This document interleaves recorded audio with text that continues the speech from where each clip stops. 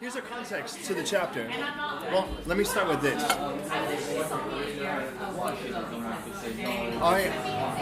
When I was 16, a friend of mine who was also 16 that I went to school with was given a dojo. A dojo is where you teach people martial arts. He had been a student in certain areas, he had been a teacher in others, and he had become a student of mine in one particular discipline that he hadn't had, but he was extremely gifted in a couple others. And we decided we'd open up this dojo together. And we were 16, 17 at the time, and I was going to be on tour with my band, so he was going to be the guy that was sort of running things for the most part. And he quickly became one of my best friends ever. He was sweet, super sweet guy named Randy. A sister named Renee, who was just the sweetest girl you ever met. And Randy was sort of quiet, and he was really thin and kind of small, so he was an easy target to be picked on. He was the kind of guy that bullies normally single out in a crew, and of course they had no idea what they were messing with. And that was the thing that he came to learn, that he came for, was sort of quick strike, very sort of Krav Maga kind of stuff. Anyways, but during that time there was a particular guy that had been mandated to come to our classes. And the reason he had been mandated is the court had sent him in for anger management, and they were convinced that one of the particular classes that was being taught was to help him with that. But the guy was obviously a great troublemaker. He was a real problem. And ultimately, if he didn't change his life, everything was going to change for him. It was clear. I mean, he was messing with the wrong people. I mean, there's people to mess with, you know you're going to get in trouble. And then there's other people you start messing with. There's nothing good that's going to come from this, and nothing gentle is going to come from it either. So this particular character ultimately put himself in this place. Andy is his name, Andy Reckon, and he had put himself in this place where he had angered a couple guys from a local street gang. And ultimately, Andy was stabbed 127 times in the chest. Now, a horrible, horrible situation. But Andy and Randy's my friend, had a couple friends that were sort of in common. And I just remember saying, Randy, for all of the wisdom you've been given and all of the strength you've been given and all of that, learn from Andy. Learn from his situation what these guys are about. Because Andy and these other two guys were the ones who had caused this trouble that put them in this, that got Andy killed in the first place. Nonetheless, Randy gets engaged. He had, you kind of remind me of her, if you were Filipino, but you've ever seen. Did you ever see me smile? In high school, he had fallen for this girl named Dolores, and she was a Filipino from a very traditional Filipino family, and traditional Southeast Pacific, Southwest Pacific groups, Southern Pacific groups, they only marry their own. And Andy took years for him to earn the respect of Dolores and her family specifically. And Andy, after years of pursuing her and proving that he could be a guy that would respect her family, I remind you, none of us knew the Lord, ultimately wound up winning over Dolores and wound up getting engaged. It was a beautiful thing. By this point now, I was 19 and I was in university. And so, forgive me for the lengthy story. There's a whole reason behind it. But ultimately in that, I mean, Randy and I have this great history together. And he's like, I want you to be my best man. And I'm like, absolutely. I completely would love to be your best man. I'm in university and it was during a week of finals, so I couldn't just get out until my last final was done. So I could get there basically the night before the wedding. I'm really sorry, Andy, it's the closest I can get, and I'd get there at about 2 a.m, but I'm determined to do that. And he's like, sure, whatever. He goes, well, then you'll miss my stag party kind of thing. And I'm like, I'm sure that that's going to be a good thing for me to miss. Nonetheless, Randy now turns to his second string friends. And that's the two guys that were friends of Andy. And he says, what are you guys going to do? What are you going to do for me on my night? And they get him wasted. And as they get him wasted, you'd have thought that Randy would have learned from Andy's example. But oh no, he didn't. And as a result of that, Randy just drank way too much. And he went on this road that's called High Road. And it was a road that has a sheer cliff, and it would do this. It just was a very, very winding road. And a lot of guys would do, because they were stupid, they'd turn off their lights and drive it, which is just this. But he did that, which would have been stupid enough, but he did it completely drunk. And he was going roughly 70, 80 miles an hour, and he was driving so fast that when he flew off the cliff, his car wrapped around a tree and didn't even go down. And it just embedded itself in the tree. So I get a call from Renee and from Dolores and from his mother that said, he's in intensive care and this is your last chance to see him.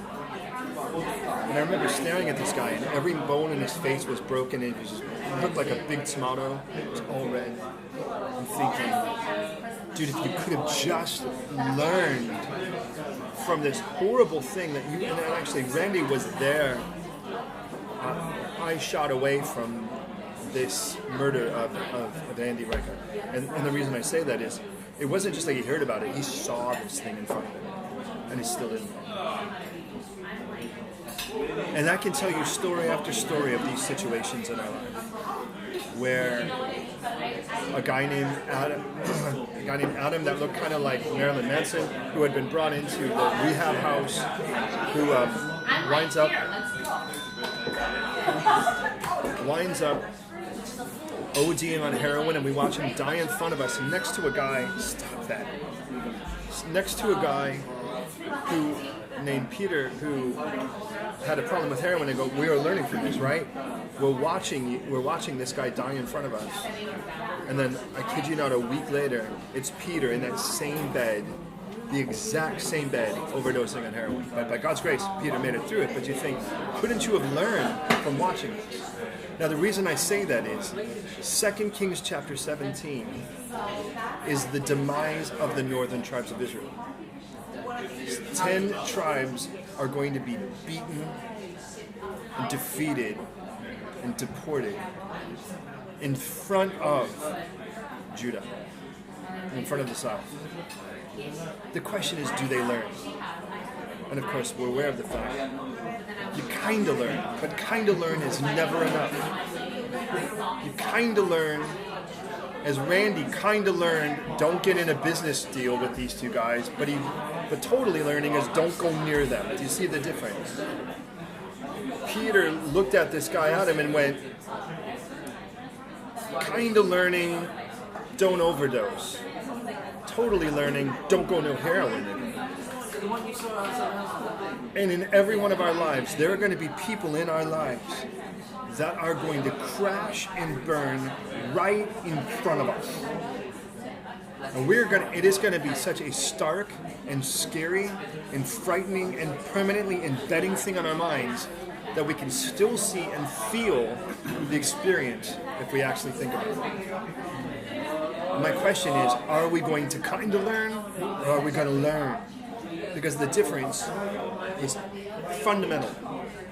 In this chapter, we're going to see the demise, but we'll also see why.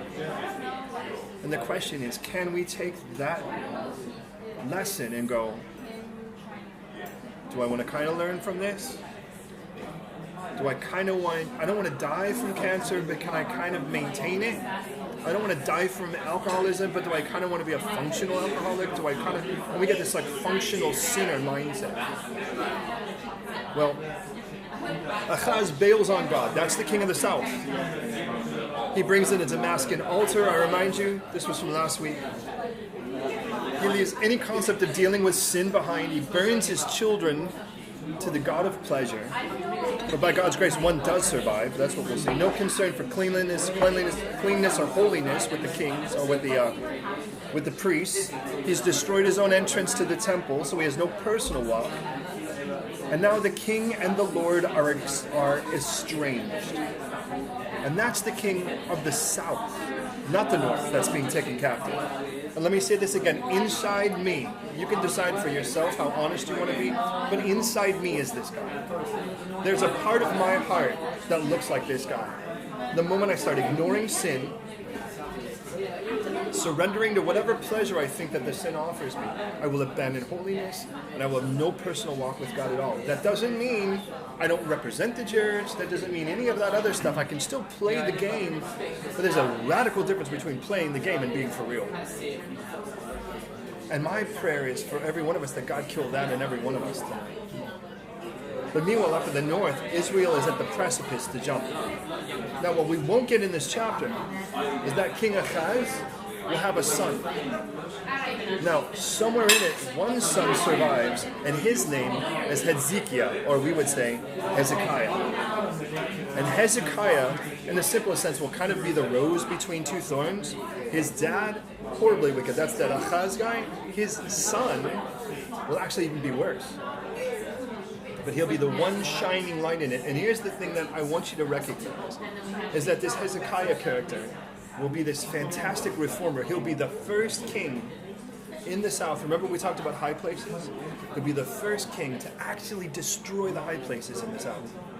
He'll be the first person to do more than just kind of clean things up to a social norm. He's going to go beyond what society accepts to a place of saying, let's get serious about sin and serious about where we are. And during that time, he does something radical. He has a Passover that he actually invites the entire northern tribes to. And strangely enough, the king of the north, the last king, the 19th king of Israel of the north, will actually tell the people, you can go if you want to. And you know what they do? They laugh. They don't take the invitation seriously. And here's a king that goes, you can go if you want to. It was not the beginning of the end, it was the end of the end. And I'd just like you to recognize, God never lets you take a dive without first warning you and challenging you and giving you that beautiful one last chance. And he does not want you to fall. He does not want you to be crazy and to lose it all. But I want to warn you, he wants you miserable when you're running from him. My soft spot for homeless people, in fairness, is because I am still amazed that I'm not one of those guys. From where I've come from and the experiences I've had, and I've been homeless for a period of time when I was in uni. I got kicked out of the place I was staying in. Obviously, before Jesus. I look at those guys and I'm, but for the grace of God. And I look and I realize that this crash and burn to me in my life would look like that, at least as much as I get. Now, I don't know what yours looks like. Suicide, murder, one of those guys as well. But God does not want that for you. And that is not his plan for your life. We can be confident. But he also doesn't want you just dead inside, miserable, and just existing either. And that is key to know. Because to be honest, in this city, that's kind of the norm. And we have never been called to blend in with our surroundings. 2 Kings 17 verse 1. Look at it with me.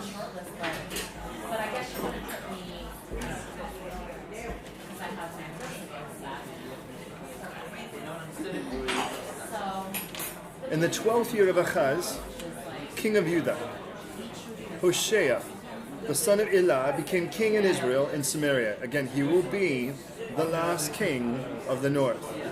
It has been roughly 200 years, a little bit more than 200 plus years since Solomon. He reigned 9 years. Now, I'd like you to realize the amount of time that the northern kingdom lasts is about the amount of time, almost about a little bit more than the amount of time that America has existed as a country. That just puts things into perspective for me. I'm going to remind you, in Jeroboam II, it had the power and the regime of Solomon as far as its distance and space. The amount of influence it had during Jeroboam II was so vast that it only compared that to Solomon and David's time. The only reason I say that is it has not been 100 years. since then. The decline has been always constant, but it's sort of like it does this and then it just dies. It says, he did evil in the sight of the Lord, but not as the kings of Israel who are before him. Shalmaneser, king of Israel, came up against him, and Hoshea became his vassal and paid him tribute money. Now, and I'll be glad to tell you. Yeah, that's a great question, by the way. Shalmaneser, by the way, took over for Tiglath-Pileser III. He was his son. And so it was a very simple transition, because he had already been sort of, that had actually helped him co-regent for a period of time. So it really was sort of a relatively seamless transition. But because of that, and for what it's worth, he basically, roughly beginning of December 727 BC, this guy takes it over. He was originally called, for what it's worth, Ulaluya, close to it, or Olelayu, really. But he changes his name to Shalmaneser because Shulman was an Assyrian god, and he names himself after an Assyrian god. His dad was the one that was sort of the founder of their long game mindset, and this is what it was. Assyria, who had almost been destroyed by civil war, was united because a prophet came in bleached by fish guts and by fish acids, stomach acids, and then comes in and they repent, and that unites them. And then the first guy's Tiglath-Pileser III. You know the prophet as Jonah. Jonah was actually the one that kept Assyria from disintegrating into nothing. And then from that, Tiglath-Pileser III steps in, starts leading campaigns, which, by the way, he was hired, I remind you, by the South to sort of get Israel off their back. But his son now has taken over. And as his son has taken over, he has kept the same mindset. And hear me, it's a very simple 4-step process. Befriend, subjugate, dominate, dispose. Befriend is the first thing. And what would happen is that this scary now group of people that have influence, the Assyrians, who were known for their cruelty, would step in and say, I tell you what, you could try to rule, but instead of ruling independently, in which case we will have to fight each other, you could become my vassal. And what that means is you could submit to me and you could become my puppet king. Does that make sense? So this was the second step, was to subjugate. But it starts with, no, we don't need to be enemies. We could actually be friends. And then, but I remind you, that is someone that obviously has declared war on all of the people that were part of our family prior to this point. It would be weird for them to change now. So then it's like, all right, come on, we don't have to fight anymore. We could be friends. That just seems kind of weird. And then, you know what? But if we're going to be friends, you're going to have to work under our empire. So we'll let you be a king, but only if you're willing to do it under our rule. So though you're a king, we're making the rules. Does that make sense? Yeah. And then from that, they start to dominate. The way they do that traditionally is through military. They come in and start destroying everything, and once they do that, then they take you and they fling you into everywhere else and just dispose of you like rubbish. And might I say, that is exactly what the Bible says the world does with us. And what the enemy wants to do is if he can try to get you to befriend your enemy. And again, that's the world in that sense, the world system and him. Then he'll say, well, if you're still going to operate, you're going to need to do it under us. And then ultimately you'll be dominated and ultimately you'll be disposed of. What I find interesting is when Dad did it, and now the son does it, it doesn't matter who the figurehead is. That empire will always have that agenda. That empire will always have that agenda. It doesn't matter where it is in the world, this is what you should expect. And I get why James says in James 4:4, don't you know that friendship with the world makes you at enmity with God? And he tells us this is the victory that has overcome the world. John says in 1 John, our faith. See, the one thing the world will not do is allow you to trust God. It'll tell you to trust yourself and believe in your heart, but you will not believe in God.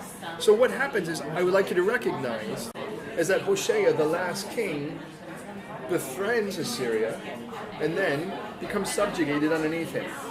He's a vassal king. Does that make sense?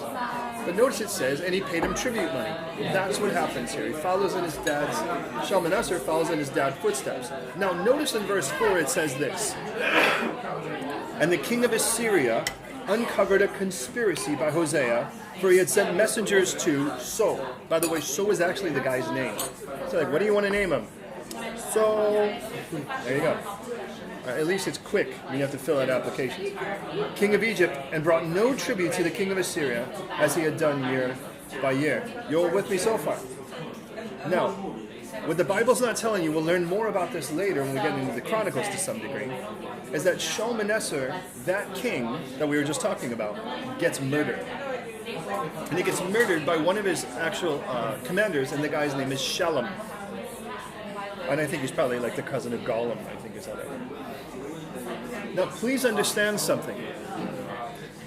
When a kingdom switches hands, it is most vulnerable. Paul would say that in regards to, as he hands over that leadership to the Ephesian elders, he says, I want to warn you, at my departure, savage wolves are lurking. They are poised, ready to pounce and drag away disciples after their own selves for their own gain. But I've warned you ahead of time this is going to happen. And the reason I say that is this Hosea character has been now subjugated by Assyria. Does that make sense? But that king gets murdered by another guy. And what Hosea sees is, this could be my chance. This is my chance to break free from this. There's a little chink now in that kingdom. They're at their weakest state here. So what he does is he tries to recruit somebody else to help him fight Assyria.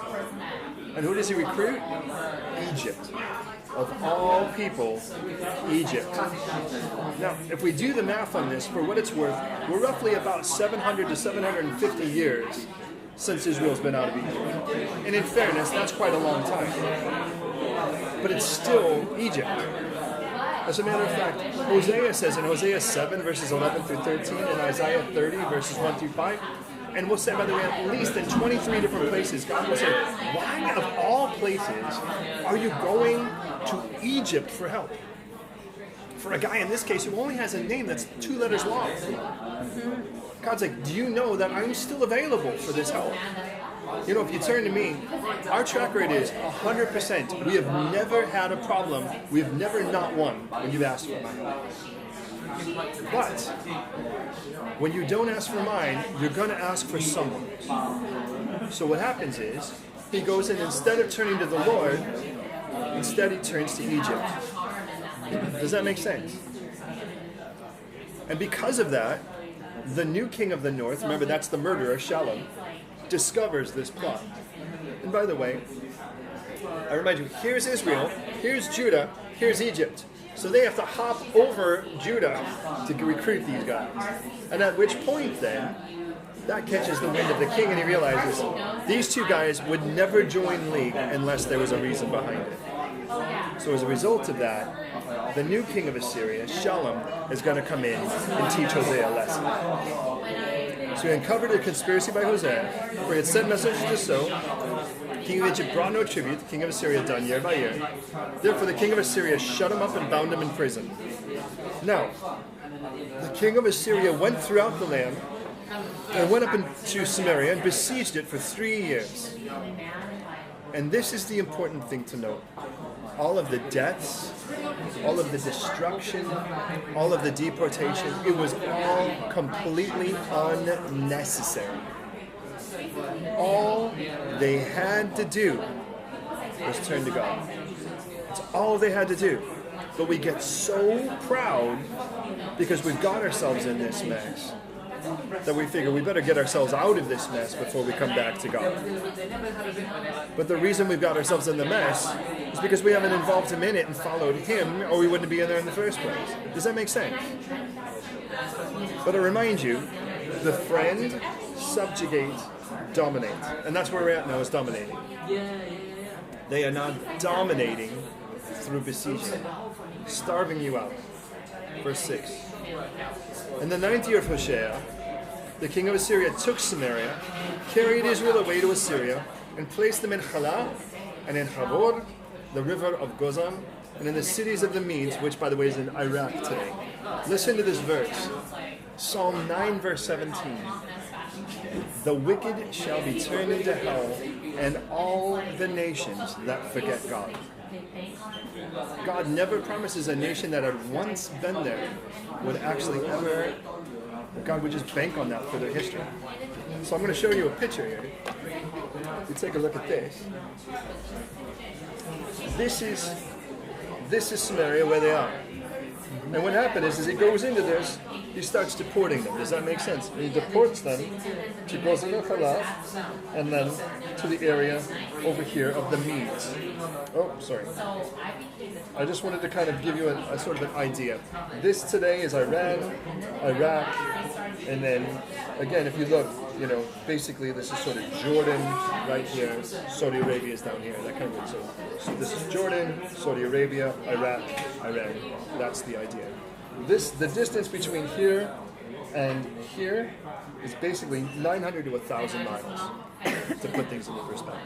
That's an awful long way to deport somebody. Does that make sense? No. What he has done is that this guy has done everything but one thing. And that one thing is cry out to God and ask for God to step in. And that's the one thing that would have saved him. Verse 7. So it was that the children of Israel had sinned against the Lord their God, who brought them up out of the land of Egypt roughly 725 years ago, from under the hand of Pharaoh, king of Egypt, and they feared other gods. And what he does now, in basically the next portion of this text, is he's going to tell us what that sin looks like to sin against him. And then he's going to go, meanwhile, let me show you what takes place in Samaria after that. And that's our whole chapter. And this part's the lengthy part, because what God is telling us is this is what it looks like to sin against him. And by the way, this is what it will look like to us too. It says in verse 7 that they feared other gods. Now remember, fear means to revere, to see as big and to huge, to adulate, which brings us to worship, or to great phobia. They looked at other things and they tried to put them on the same plane as the living God. But ultimately in doing that, God will take the back seat for these other things, just like the altars had been shifted by Achaz last week. And they walked in the statutes of the nations whom the Lord had cast out from before the children of Israel, and of the kingdoms of Israel, which they had made. They let the world around them decide what right and wrong was. And this becomes a common problem. But notice it'll always start with swapping gods. And it is imperative to note, just because you stop worshiping God does not mean you'll stop worshiping. It just means you'll stop worshiping God. You will never stop worshiping, you'll just swap. And when you start trading gods, the next thing you will find, a symptom of that, is that the world's standard of right and wrong becomes yours. And what you'll find is the church has done a great job of adopting this. And I mean great in no unapplaudable way.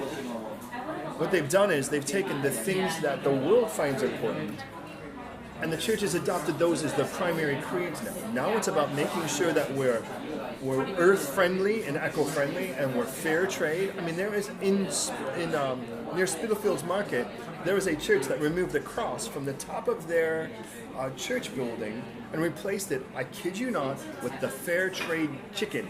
On the top of, and by the way, I think it's a fair thing to put on the top of their church, because I think what they really are is chicken. There's a golden chicken on the top of their church because they don't want to offend the people around them. Now look I'm not saying there's anything wrong with fair trade. I think people should be traded fairly.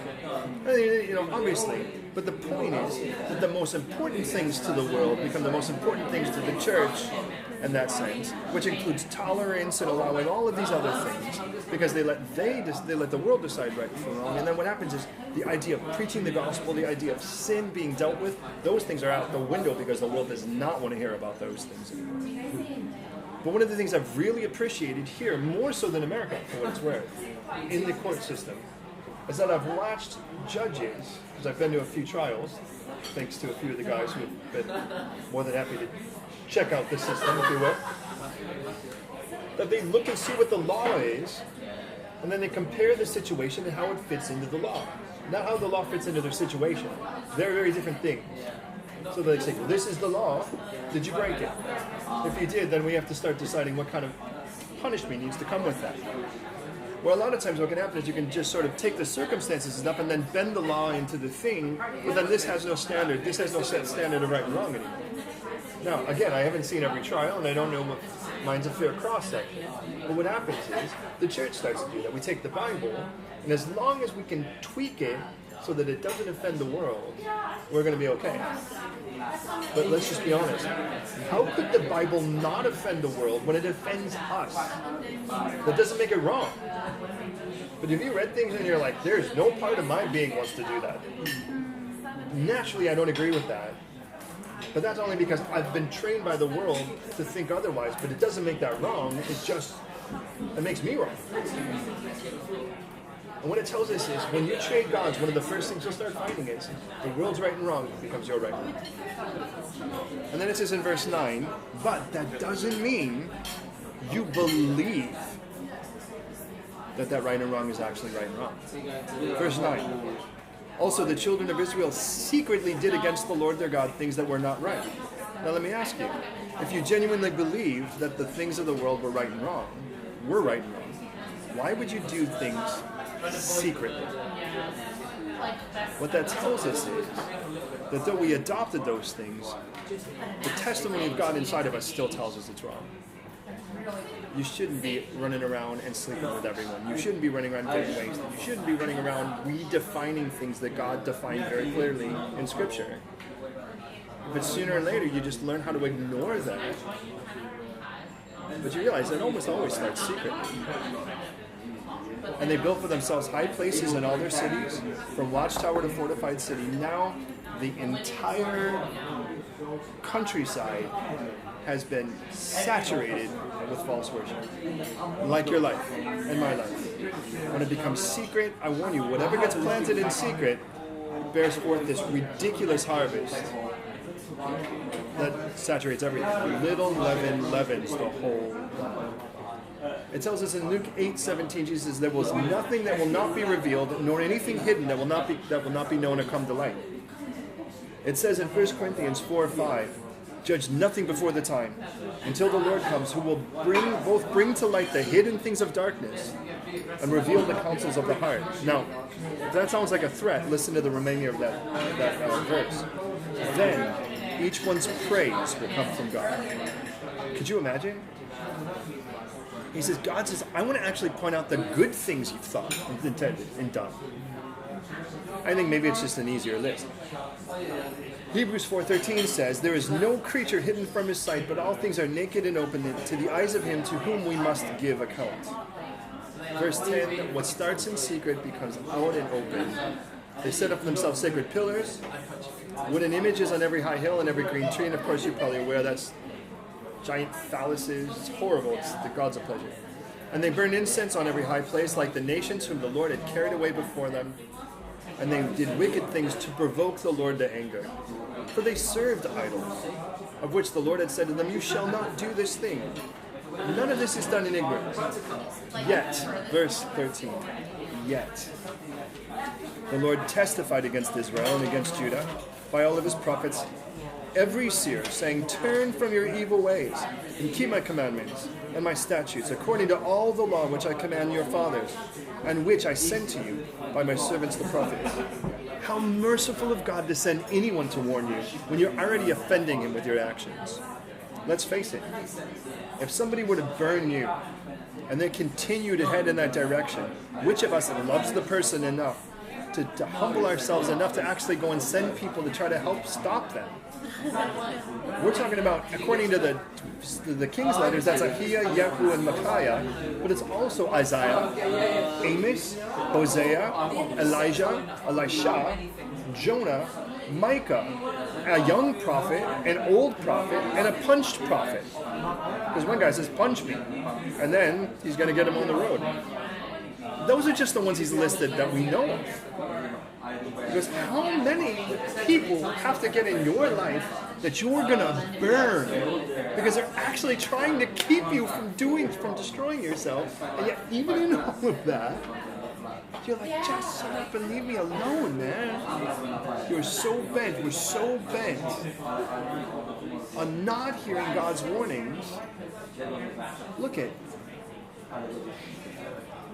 I've watched guys that come from a long family line of all kinds of crazy addictions jump into the same pool of addiction going, oh, I'm immune.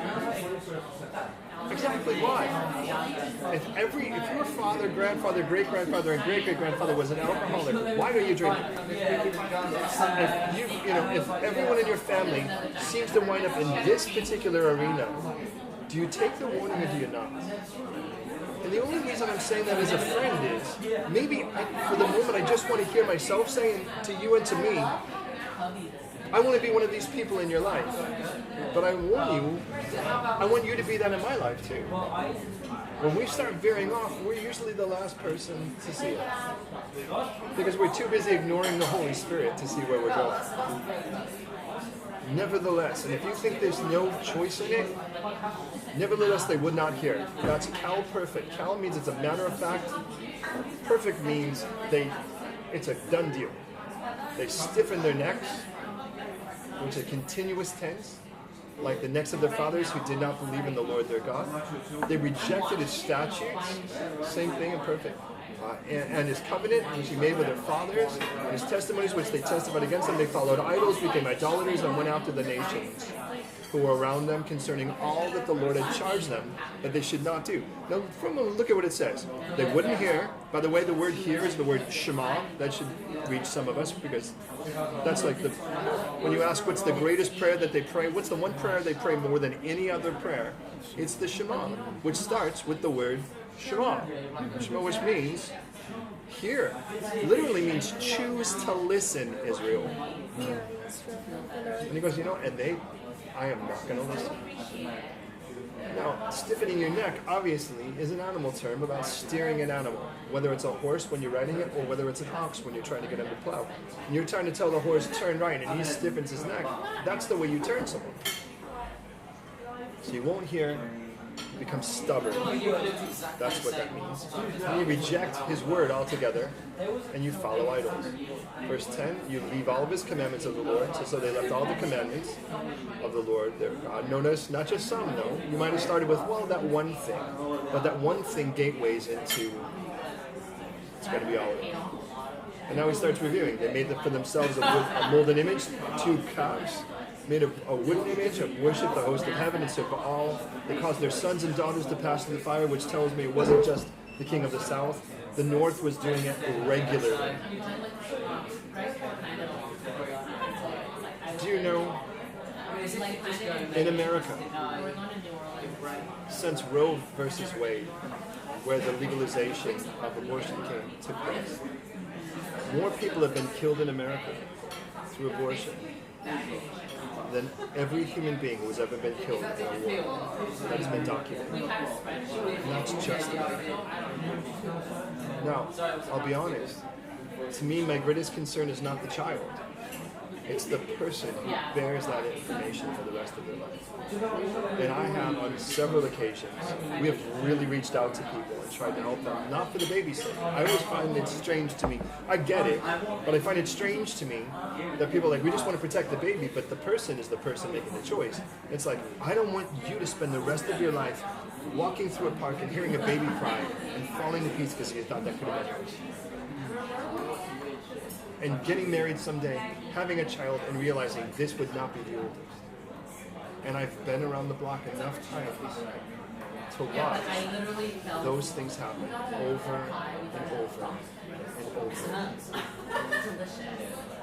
And please understand, I'm not here to diss anyone's past. We have one of our pastor's wives has had several before she came to Christ. The good news is, the Lord has reconciled all of that. And she's just not that person anymore. But what he's telling us is, this is the norm now. There's nothing shameful or even surprising for this kind of thing to happen. They caused their sons and their daughters to pass through the fire. They practiced witchcraft, soothsaying, sold themselves to do evil in the sight of the Lord to provoke him to anger. Therefore the Lord was very angry with Israel, and he removed them from his sight. Now, this is, and I have to go for the throat of this because I'm always that kind of guy anyways. This is the verse that many within our country use as the foundational verse for why the Church of England somehow has become Israel. And I am so thankful that none of you think that. Now, I get it a little bit more than that before 1945.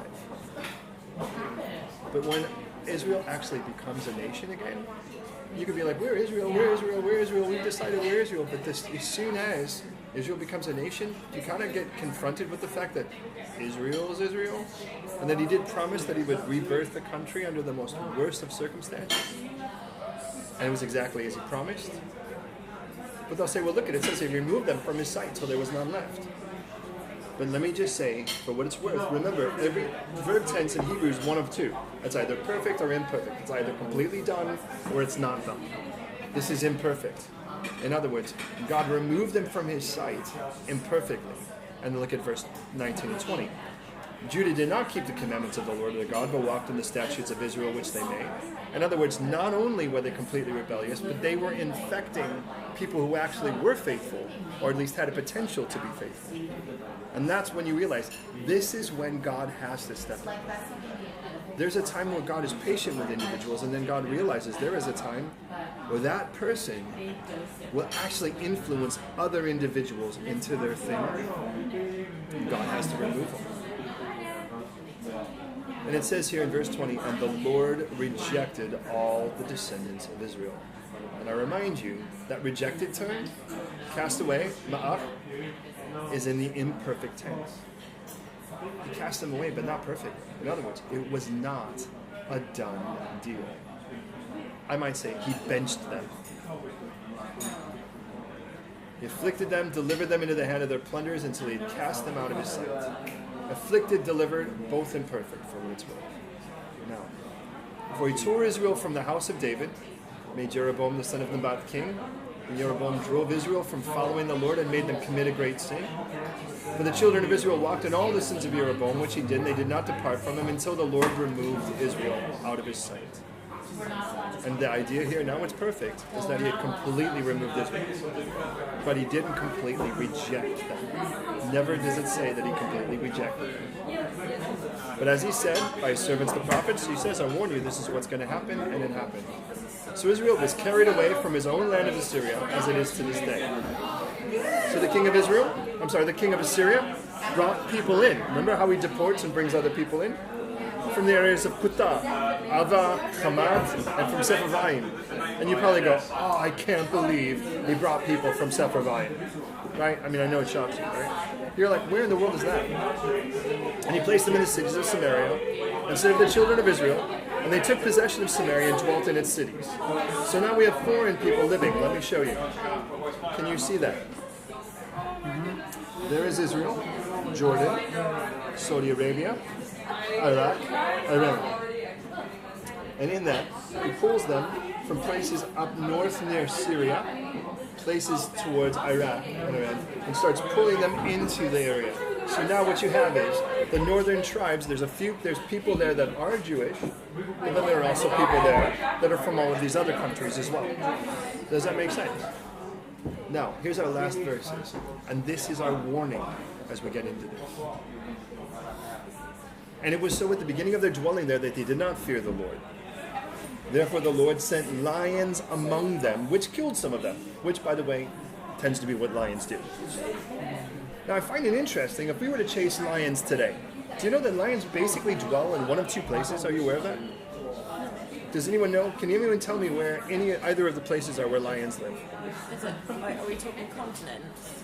Yeah, go for that. The savannah, Africa and India. I'm not sure about India actually. Oh my goodness, you amaze me. First of all the lions now live south of the Sahara in Africa, or in the Gir forest of India. That's it. There were, for what it's worth, there were some that lived in the Middle East prior to this point, but now they live 1,550 miles away at the closest. In other words, talk about deporting something or importing something into Samaria. It wasn't like there were lions there. As they imported all these, it's sort of like, you import things on on a boat, and then all of a sudden you have tarantulas because they came with the import. Well, in this case, this is what God brings in. Now, I'd like you to consider what we're going to learn here in our last few verses, because this is really important, and we'll try not to be distracted. They, in the Middle East, always believed that gods were territorial. If you remember how when Israel was at battle with Syria, and they beat them in the mountains, they said, oh, well, their God's the God of the mountains, but if we get him on the plains, oh, they're dead. So God's like, well, I'll just show them I'm the Lord of all. I'm just going to beat him on the plains too. So, I mean, God wants to make sure you recognize he's the Lord of all. But that is still the mindset. It's never our kingdom against your kingdom. It's our God against your God. So they import all of these people into Samaria, and as they import all of these people in, they get eaten by lions, and they're like, well, the God of this area seems to be rather ticked off with the fact that we've done this. So instead of going, well, maybe we should just bring in those other people and get rid of these people, no, they're like, this is what we need to do. And there's a word I want you to be sensitive to. In verse 26, they spoke to the king of Assyria, saying, the nations whom you've removed and placed in the cities of Samaria do not know the rituals. And that's the word I want you to be looking at. Rituals of the God of the land. Therefore, he sent lions among them, and indeed they're killing them because they don't know the rituals of the God of the land. So they're like, well, the problem is we don't know how to do their kind of church service. If we could teach them how to do their church service, if we could teach them how to worship like they worship, then nobody gets eaten by lions anymore. That's kind of a win. Well, how do we get that to happen? Verse 27. The king of Assyria commanded them, saying, well, send there one of the priests whom you brought from there. In other words, they've deported this guy, bring him back in. Let him go there and dwell there, and let him teach them the rituals of the God of the land. Notice, by the way, that's the only thing. Teach us what we have to do. But please hear me, because here's the fundament in all of this. Every other religion, your worship service is about keeping your God away. And now guess what's happening? The Samaritans that are living there, that are now part Jewish, and part, if you will, part Jordanian, Iraqi, Iranian, part Saudi Arabian, are doing the practices for the same reason. But do you worship God to keep him away? Do you worship God to get him near? I worship God because he is near. I worship God because of what he's done, and his kindness, and his love, and his mercy that endures forever. There is a million great reasons, and then some, to worship God. But none of them involve, if I do this enough, it'll keep God from being wrathful to me. But now, unfortunately, this is what happens when the world starts trying to incorporate people to sort of take the world's perspective and then focus it onto a ritual. And the same thing happens today. There are people who will come at Easter and Christmas to the Church of England for the same reason. There will be people who will go to the Catholic Church for the same reason. And dare I say, evangelical churches are the same. There is no church immune from this unless we preach that the reason we worship God is for beyond this. It's not to get a fuzzy for ourselves. It's a strange thought that we're going to worship God by, and what we really mean by that is we just really want to have a great experience ourselves. But it tells us we're to enter his courts and his gates with thanksgiving and praise. We should be so overwhelmed by what God's already done in our lives. We should be like, thank you, God, I get a chance to praise you. Because I am going to explode if you don't. If I don't. Well, let's teach him the rituals. Can you get a guy, find a guy that we deported, bring him back and let them teach him how, because we have obviously a lot of foreigners now, let them teach what they have to do. Verse 28. Then one of the priests whom they had carried away from Samaria came and dwelt, interestingly enough, a place called Bethel. Now, I challenge you to look in Scripture at Bethel. And the only reason I say that is, it's actually a really horrible place to be. It was the place where they set up the golden calf. And now it's the place where they're teaching them. No, I'm not talking about any other one. I'm just saying, if you're going to pick something, anyway. And he taught them, notice how. Not that they should fear the Lord, but how. Here's the practice. However, every nation continued to make gods of its own, put them in the shrines, on the high places in which the Samaritans had made, every nation in the cities where they dwelt. The men of Babylon made Sukkot Benot. The men of Cuth made Nergal. The men of Hamat made Ashima. The Avites made Nibchaz Atartak. And the Sepharvites burned their children in fire to Adramelech and to Anamelech, the gods of Sepharvaim. Now you get the idea. What they did is not let the living God replace. They just added them into what they did. This is the danger. You go to a place, for instance, like India, where there's 300 million gods, and this is what we can do anywhere. But we're not telling them that he wants to replace everything, but instead we're like, just add him to your life. You already have what you want, just tuck him in with the rest of everything else. But he's got to be Lord of all, and he has to be the architect, and he needs to be the foundation for your life. And if he's not the same Jesus. So what they're doing is, well, we already do our stuff, let's just add a little Jesus into it. Or in this case, let's add a little God to it. Verse 32, so they feared the Lord from every class, and they appointed for themselves priests of the high places who sacrificed for them in the shrines of the high places. They feared the Lord, yet served their own gods, according to the rituals of the nations from among whom they were carried away. To this day, they continue practicing the former rituals. They don't fear the Lord, nor do they follow their statutes or their ordinances or the law and commandment, which the Lord had commanded the children of Israel, whom he named Israel, which I imagine struggled with God in one, governed by God, whom the Lord had made a covenant and charged them, saying, you shall not fear other gods. He's like, look, if you're going to keep my commandments, you got to start with number one. And number one is, just me. No other gods. But I think that's fair in any love relationship. I would hate to think any of you would get married to a situation and go, well, I just want you to know, I'm happy to be kind of on the top of the list somewhere. Keep a few more girls, or keep a few more guys, but in the end of it all, as long as I get Tuesdays with you, that's good. And we can hang out every Sunday, and that's good enough, right? I mean, that's marriage. And God's like, no, it's not. And that's the first thing he goes, look at. If you're going to have all these other gods in your life, you're clearly not keeping my commandments, because that's just number one. But, verse 36, the Lord who brought you up from the land of Egypt with great power and an outstretched arm, him you shall fear, him you shall worship, and to him you shall offer sacrifice. And the statutes and ordinances of the law and the commandment which he wrote to you, you should be careful to observe forever. You shall not fear other gods. And the covenant that I made with you, you shall not forget, nor shall you fear other gods. But the Lord your God you shall fear, and he will deliver you from the hand of your enemies. That's been the problem from the beginning of this. However, they did not obey, but they followed their former rituals. So these nations feared the Lord, yet served the carved images. And also the children and their children's children have continued doing as their fathers did, even to this day. Now, this is how the chapter ends. The northern kingdom of Israel has been destroyed. It is no longer. To this day, people will talk about the 10 lost tribes of Israel, because that was the 10 northern tribes. I wouldn't think they're lost, because God knows exactly where they are. That's not a problem. But what they did then instead was deport or import all of these people into the capital, and the capital was Samaria. Does that sound? And so now you have a group of people who are part of the lineage of Abraham, but part of the lineage of others.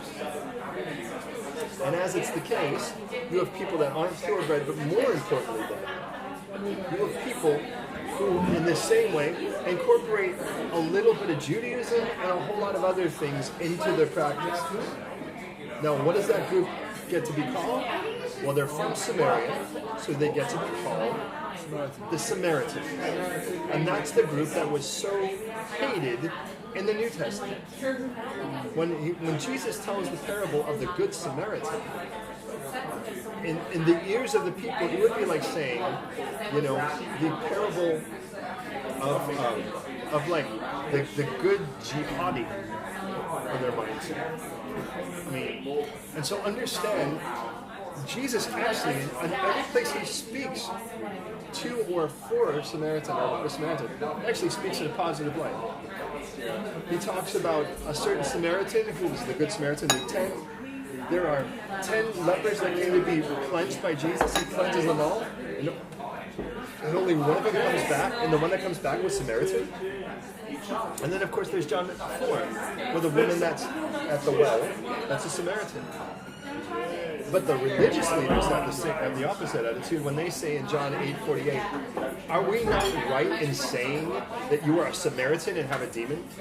I mean, could you get nastier than that? I mean, that's just trash talking Jesus. And I mean, when you think of what would be the nastiest thing to call someone, chances are Samaritan would not be on the top of your list. But for them it was. Now, do you know that the Samaritans still live in that area today? Now, they're not welcome in Jerusalem, at least as far as their sacrifices. So they chose the Mount of Blessing, Mount Gerizim. So let me show you something.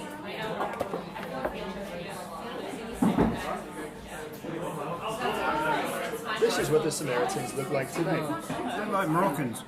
Kind of do. Notice they look a bit different than the traditional Jewish family. And where are they going and what are they about to do? They are the only group in Israel that still practice sacrifice for Passover. They slaughter the lambs on Passover to this day on Mount Gerizim. So I just thought I would show you that. You realize this, by the way, is I think a handful of years old, but it's still happening today. Which part of the country is that? It's in the area of Samaria, which is in the area north of Jerusalem. Now, let's bring this to close. But I'd like, and I was kind of hoping we'd be there at roughly 8:30, and we're right at 8:30. Look at it. We used to hear by the world, God cannot be loving and severe. He cannot be loving and still punish people. Like, how could a loving God send people to hell? But let me ask you, if somebody really loved you, how could they not declare war on that which destroys you? How could they be even indifferent about that which destroys you? Today, it goes worse. Today, people are not just saying, how could a loving God do that? They're like, there cannot be a God who loves you and still tell you what is right and wrong. Because apparently, telling someone that what they're doing is wrong is unloving. It's the only logical evolution, because if a God can't punish you, well then clearly he can't tell you what's right and wrong. But doesn't even the government intervene? If a person is a danger to themselves, they intervene and section them for their own benefit. If a child is in danger by their household, the government has a legal right to intervene to remove the child because they have deemed it was dangerous to them. That is a governmental standard. I want you to recognize the similarity. They're saying what you're doing or what's happening to you is a dangerous situation, and we are going to step in and remove you from that circumstance for your own good. But when we do it, that's a different story, because we're dealing from an eternal perspective. They're not thinking. And they can do it with absolute impunity. I'm not saying what they're doing is wrong. I'm saying that just to help rescue a person from themselves is a good thing. It's such a good thing, we should be doing it. When we love someone enough to say, hey, what you're doing is killing me. Now, I'd like you to say this, that it started with a 1% change, 1% off. Remember, it was like, well, it isn't like we just don't do everything. We just kind of open the door here. But I've kind of done this as I kind of took out my own trajectories. I have a friend who's a pilot, and he's kind of a very funny guy because he's really, really mild. And he's kind of like this. And I remember he took me up on his thing. And of course, you have to give what's called a manifest. Do you know what that is? This is the route my plane's going to take. He's got, one of those 3-person Cessnas.